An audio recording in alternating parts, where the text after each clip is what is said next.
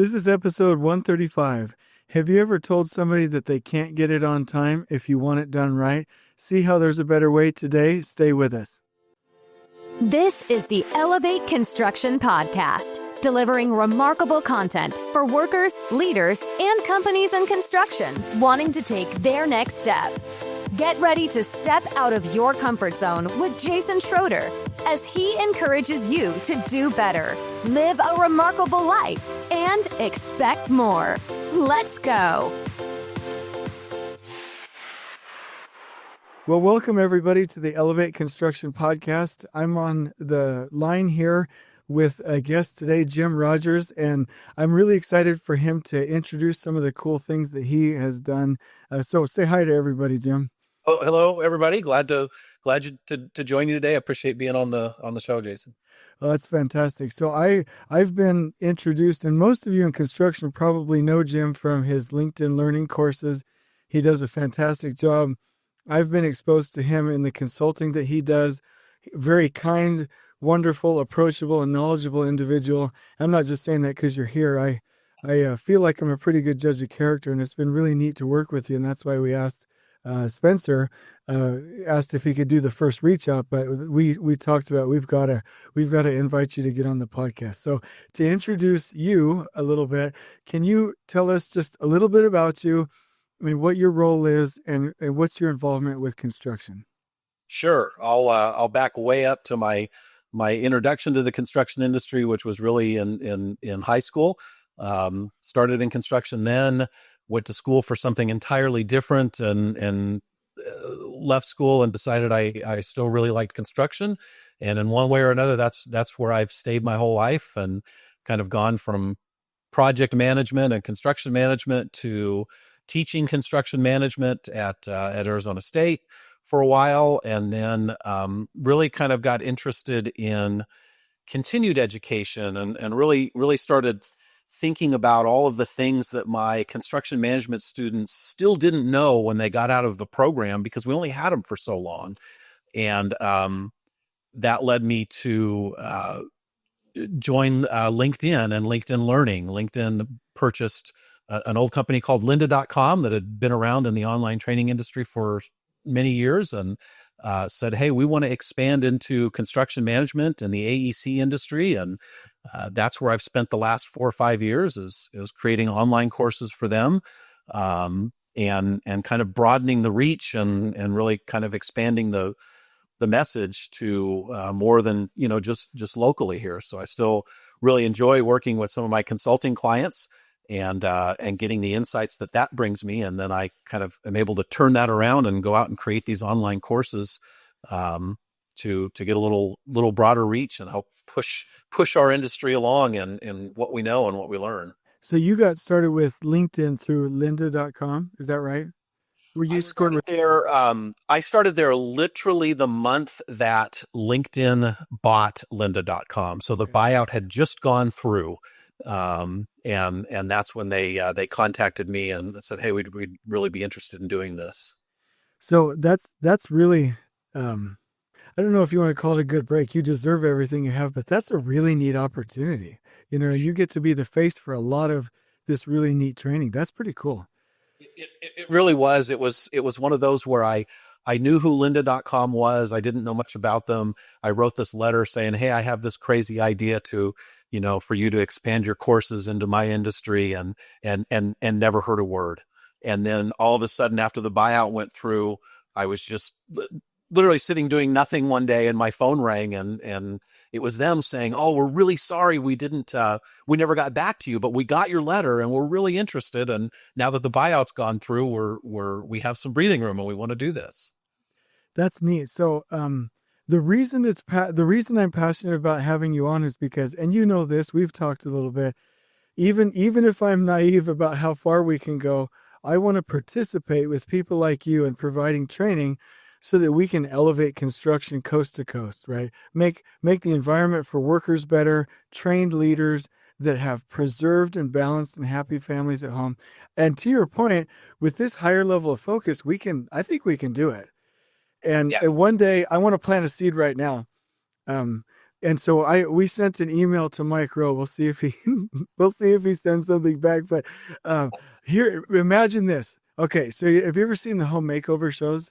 Yeah. Yeah. Okay, but done in a kind and respectful way. So no drama, no grandstanding, no making somebody look bad. But imagine that we had let's say you and me. I'll insinuate myself for the story right here. But what if there was a job? Let's say it was a mega project or something like that. It was in trouble, right? And the team humbly asked for help, and we go in, like I said, not grandstanding, but humbly facilitating. And we have a camera crew, and like they're like, okay, here's our problem. We got to attack this, and we need to build the team here and turn it into like a 45-minute special where it goes from this is where we were, and these were the team building and organizational health and systematic and field operations systems that we put in place to recover the project, and then do some testimonials, and then get people addicted to that show, like that 45-minute special, maybe once a month or so. I don't know, but it's like a Netflix special, and then construction professionals start to see, oh my gosh, this is possible. I don't have to like live with it. Anyway, I want to plant that. Do you like my idea? I am right there with you. I've already had the same thought. Oh, And what's funny is I have also already tried to connect with Mike Rowe. So yes, if one of us gets there, we need to bring each other along. I think that would be really cool. I actually spoke at a conference, and I had to follow Mike Rowe at the conference as a speaker, which is pretty intimidating because he's a really good keynote speaker. But yeah, I like some of the things he's done for the industry and apprenticeship and the trades in general. And no, I completely agree with you. Somewhere there's got to be this market for this show doing exactly what you said. I think that's a cool concept. I love it. Well, I promise you, if we get through, you're going to be the first person I call. And, Hey. there's no shortage of opportunities. I think the problem would be that in construction, I don't want to say we're forced, but we're culturally acclimated to think that we have to do it on our own, don't reach out for help. So that might be a bit of a barrier. But, if we got one or two shows out and we demonstrated respect, and the fact that you lean in and there doesn't diminish the on-site leaders, it might change some things. I think we could do it. Yeah, I think it would be really cool, and I think that's an interesting concept as well. And I agree with you. I do think that we unfortunately have a little bit too much of this culture of I have to do it myself. I have to be the one that fixes this problem, or I'm not doing my job.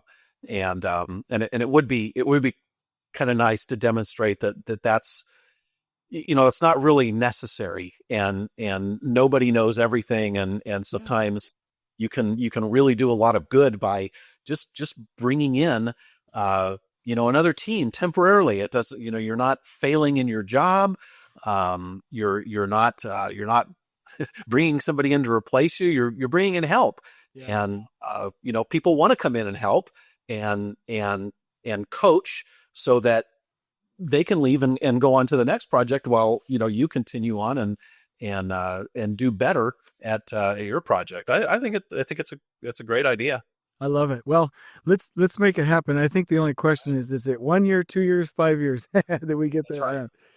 So I've got one quick question that I'm really curious about. Can you tell me, what's the most fun or remarkable thing about working with LinkedIn? Like, is there a moment or a feeling or a sound or a smell when you go to, like, what's kind of a fun thing about working with them?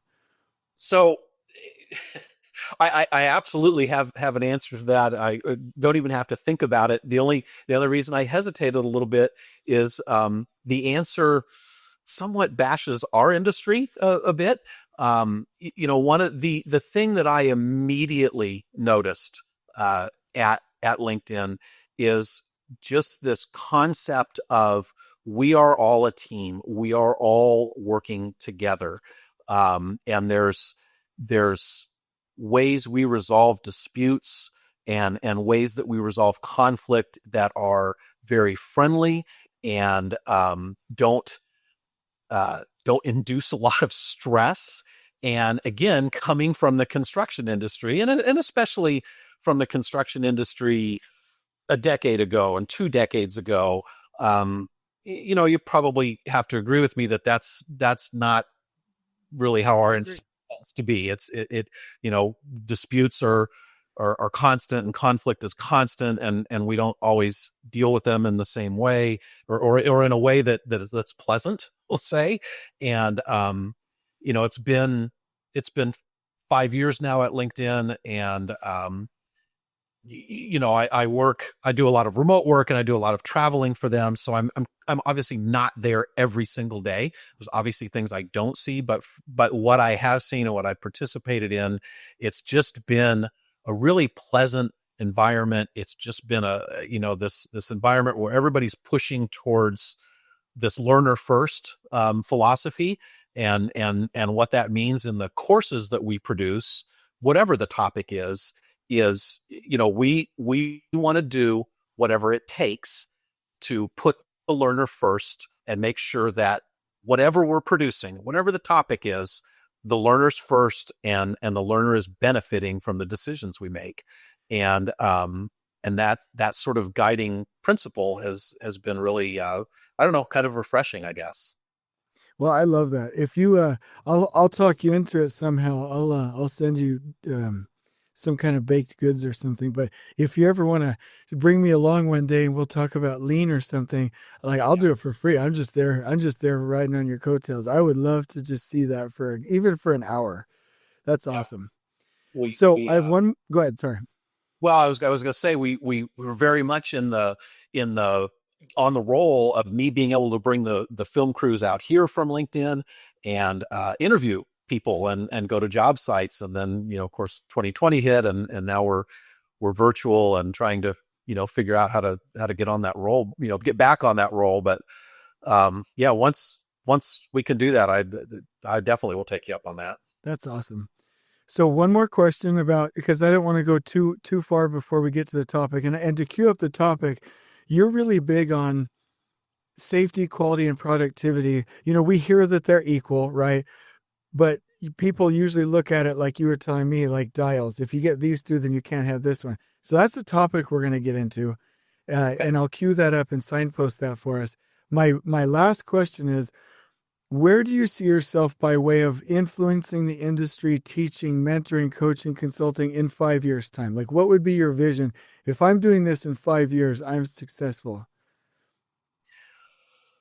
Boy, I would say, just kind of continuing. I've really enjoyed the reach that I get with these online courses. And that was something that was a little hard for me to grasp because, I've done training and I've done teaching for a long time, and I had my students at ASU, that I kind of had this sphere of influence that, I get to, impart some knowledge and help people learn things. And now transitioning to this online format where that sphere becomes, kind of the whole world is really been kind of cool for me. And I guess, where I would see myself in 5 years is continuing to expand that reach and explore more opportunities to, promote learning and help people transfer knowledge. I think there's a lot of people in this industry that have a lot of knowledge. Yeah. And, besides just me, and one of the things I really like doing is pulling those people in and helping transfer that knowledge to the rest of the industry and the younger people that are coming up and are going to need to replace us someday. When you said, reach out for help, I would love it if we could define through what you're doing that the definition of a good job is to reach out. I love when you said that. And then when you're scaling up this training from person to person, this sounds arrogant, not for me, but no, I'm just going to say it anyway. We know the industry, someone in our industry knows a part, and all of us added together, we know all of the answers of how to do it right now, today. Clean job, we know how to do it. On time, we know how to do it. Agile planning, we know how to do it. Lean, we know how to do it. But 8 out of 10 construction projects fail in some way. I'm not saying the whole thing's a failure, but they're disgusting. There's trash everywhere. They're behind schedule. You know, I was blown away, Jim, that an industry average study showed that the average construction project in the United States is over 50 days behind schedule. Yes, That's an amazing. average. That's amazing. That's ridiculous. I agree. And if we're behind schedule, we're definitely not making a lot of money. So I'd like that to kick off our topic here. Can you introduce kind of your thoughts about safety, quality, and productivity being possible together? Can you kick that off for us? Yeah, I think it starts off with just this real basic premise that, safety, quality, productivity are inextricably linked. And getting past what I grew up with in the industry, which was, you'd have the old salty superintendent come out and say, safety, quality, productivity, pick two. You're not getting all three. That's really what I grew up with in the industry. And then as I started to move through the industry, do different things, teach, look at things other people were doing, look at research studies, and kind of learn that, that's completely the opposite of what's true. They're actually, those three things are really inextricably linked. And, there's people that have really even tried to do studies out there to show how they're inextricably linked. If you, and there's also just some common sense. I think if you stop and think about things, if I'm working 10 stories up and I'm not tied off because I don't really know what I'm doing as far as fall protection, or the boss didn't give me what I need, I'm just supposed to go out and do this really quick. It kind of stands to reason that I'm probably not working very efficiently or very quickly, right? I'm more concerned about falling. I'm less concerned about how fast I'm doing the work. And I'm also probably not really that concerned about quality, right? I want to do this as quickly as I can so I can get off this ledge, kind of thing. And so, when you really stop and think about it, I don't feel like it's too hard to grasp the concept that safety, quality, productivity are inextricably linked. And you can't ignore one of those elements without negatively impacting the other two. And I find some really, when you accept that concept, I find some really interesting things that you can do with it. So we talk, I don't know, in the safety industry, we talk a lot about, what can we track that are leading indicators? We instead of tracking the accidents and the terrible things that have happened in the past and reading about them in a report after they happened, what can we track that is a leading indicator that's going to tell us that if we don't make some changes, we're going to, have some issues. And if you sort of incorporate this concept of safety, quality, and productivity being inextricably linked, there starts to be, I feel like, a number of leading indicators that can help you with all three. So if you're able to, we'll pull in one of my other favorite topics, which is construction technology and adopting construction technology. If you're able to bring in some of this construction technology that helps you track things like, where are you falling down on your schedule? Where are you seeing a lot of damage or a lot of rework? Where are you seeing unsafe behaviors? And you're really able to, through technology, quickly identify, record, correct, and walk away. You start to gather enough data that week by week, you can use that data to help correct all three. So, if I have enough information that tells me, over here, we're seeing a couple of trades with a lot of unsafe behaviors. And so that tells me that, I need to go correct something before we have an incident, a serious injury. But what I believe what you'll also notice is that in that same area, you're seeing punch list items, you're seeing rework, because the quality is down as well. Sure. And maybe that's also the area that's having some scheduling problems. And And, if you really try to take care of all three instead of just saying, all right, we need to come in and make this safer. Stop for a second. Why are we having these unsafe behaviors? Because a lot of times you're having unsafe behaviors because they were sent with the wrong equipment. It's not only unsafe, it's not efficient. Yeah.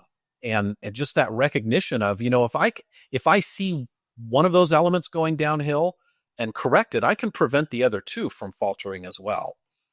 I'd like to build on that, if you don't mind, and see if you agree with me. If I'm a foreman or a superintendent and I hear what you're saying, I think, so real quick, I did an interview the other day with Felipe Engineer, who does a lot within the lean community. Yeah. And he said, to understand Last Planner, don't come from a CPM mental paradigm, come from a scrum paradigm, Sure. agile planning, and you'll understand this better. I think what you're saying, so the same kind of thing, when I'm listening to you, I hadn't had this thought before, but when you say we can achieve all three, I think we look at it, if I'm the typical professional in the industry, I come at it from our normal paradigm. But just like you were saying before our interview, if you come at it from a lean paradigm, it's possible. Let me give you an example and see if I'm on track here. Sure. To make sure I'm understanding. If you told a superintendent that you can be safe and you can be safe, clean, organized, and make productivity right and do quality, I think the thought is, okay, we're going to still do things the same way we all did, but now I need to add a composite cleanup crew. And I don't mean to make anybody mad, but I don't believe in composite cleanup crews. I believe on training crews to clean up themselves, but let's just use that as a background.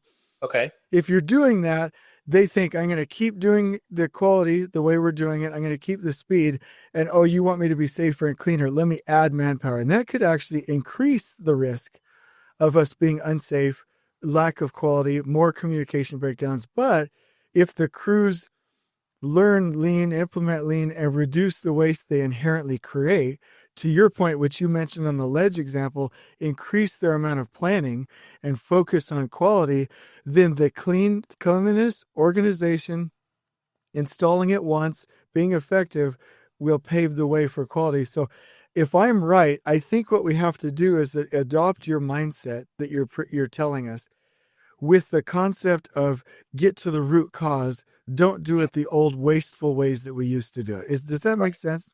Yeah, absolutely. And I think your incorporation of lean and lean concepts is really spot on as well. I think that's lean is a mindset and a method that really does embrace the incorporation of all of those elements, and the fact that, when you ignore one element, the others suffer.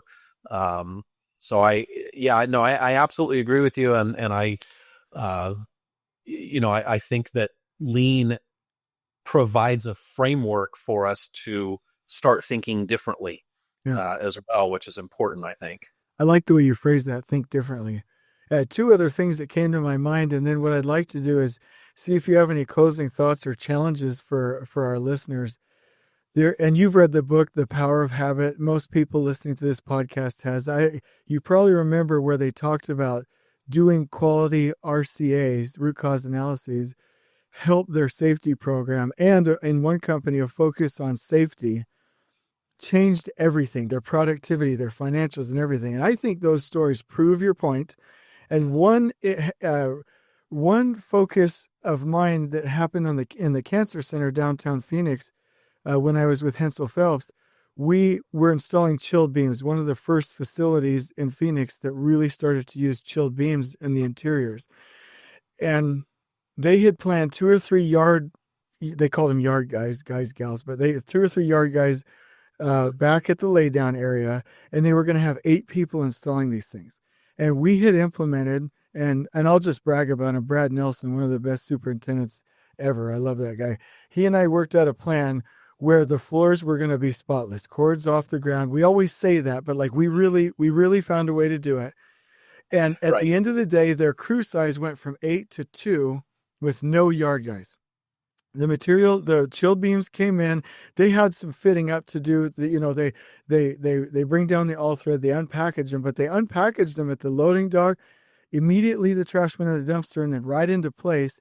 And because they were able to move their lifts in and out without trash, without cords, they reduced that crew size. And they were like, usually we don't tell contractors this, but we made about $250,000 in added productivity. And so that was a moment for me that's accentuating your point. If you get these other things in place, it will affect your productivity. So I'm really connecting with what you're saying. So I'd like you, no pressure, but are there any challenges, any advice, anything you'd like to leave our listeners with as we close this down? Yeah, I guess I'll go back to that, think differently concept. I think we have a hard time I think people in general have a hard time with change. I think our industry is not immune to that. And I would really challenge people to think differently. And that means kind of embracing some of these concepts that, maybe are a little foreign to us, like lean and the integration of safety, quality, and productivity, continual learning and training. But I guess that's what I would leave with is a challenge for everybody in our industry to really consider thinking differently. I appreciate that. And as we close, I don't know if you want people to reach out, but if you want anybody to check out but if you do, is there any media, courses, or ways that people can connect with you that you'd like to tell us about? Sure. The absolute, obviously I've sort of invested in the LinkedIn platform, and that's probably the best way to reach out. My profile's open. You can, anybody can send me a message, anytime. But just that, LinkedIn.com/in/Rogers Gym is how you find me on LinkedIn, and that's where you can find list of my courses over on LinkedIn Learning and newsletters that I try and put out a couple times a month. And and like I say, that's the best way to communicate with me, and just send a message there as well. Well, thank you very much for being on today. And I want to close out with this vision. People like Jim who are scaling training throughout the industry. Imagine if we're able to make this, like you are on LinkedIn, Jim, as addictive as Facebook, as useful as YouTube, and as quick as Wikipedia, meaning all workers, all supers, all field engineers. When I have my phone and I'm on there at night, instead of looking at like killer clown videos, what if our media for construction was interesting enough and quick enough and relevant and practical enough to where when somebody came to the job, it was like, oh yeah, I have been through that lean course. I have been through that construction scheduling course. And our industry through education gets better and better and better and better. And I think that's the vision. And so kudos to you, Jim, for everything you're doing. And for anybody listening, please connect with his content. Please check it out. And let's all work together to bring the training to our industry, to respect workers, bring respect back, train people, and then ultimately that ends up preserving families and letting us live a remarkable life, because construction can be fun. So, Jim, it's been a pleasure, and we'll see you on the next one. Thank you. Thanks for having me. On we go. Please join us next time in elevating the entire construction experience for workers, leaders, and companies coast to coast. If you're enjoying the show, please feel free to share with your construction colleagues and help us spread the word by rating, subscribing, and leaving a review on your preferred podcast listening platform. We really appreciate it. We'll catch you next time on the Elevate Construction Podcast.